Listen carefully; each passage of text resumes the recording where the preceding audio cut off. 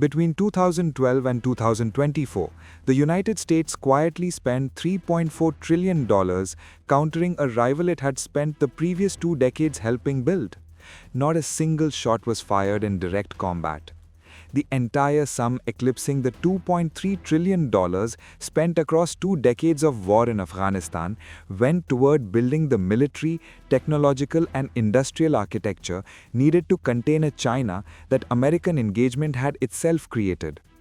The figure from Brown University's Costs of War project works out to $260 billion every year, for 12 years, against one country with no end in sight.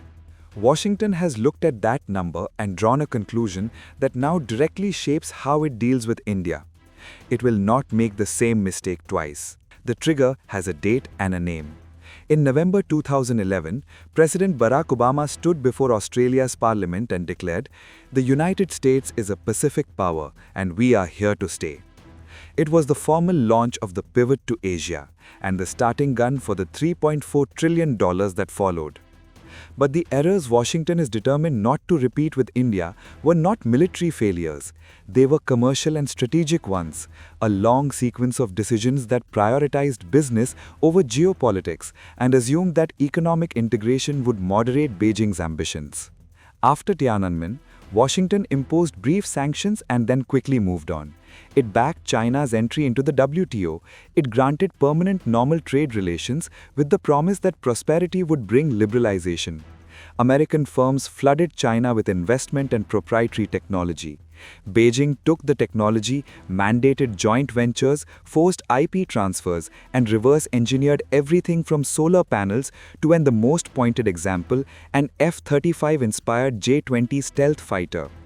By the time Washington understood what had happened, China had the world's largest navy, a peer-level air force, and a semiconductor and manufacturing base that had turned the $3.4 trillion containment bill into a permanent fixture of the Pentagon's budget.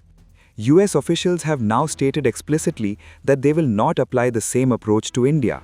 New Delhi is seen in Washington as a counterweight to China, not a peer rival. But the conditions being attached to that relationship are hardening.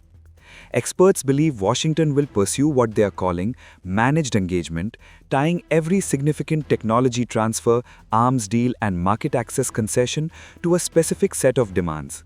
Reduced Russian arms imports, Quad interoperability commitments, and ironclad intellectual property safeguards. Any high-technology transfer, jet engines, drone systems, semiconductors, is likely to come with firewall conditions specifically designed to prevent the reverse engineering that gave China its J-20 from American F-35 know-how. The relationship Washington is trying to build with India is structurally contradictory, and both sides know it. America needs India as a counterweight to China in the Indo-Pacific. It needs Indian manufacturing as an alternative to Chinese supply chains. It needs the Quad to function as a credible security architecture, with India as its most consequential non-American member. All of that requires a strong, capable, technologically advanced India.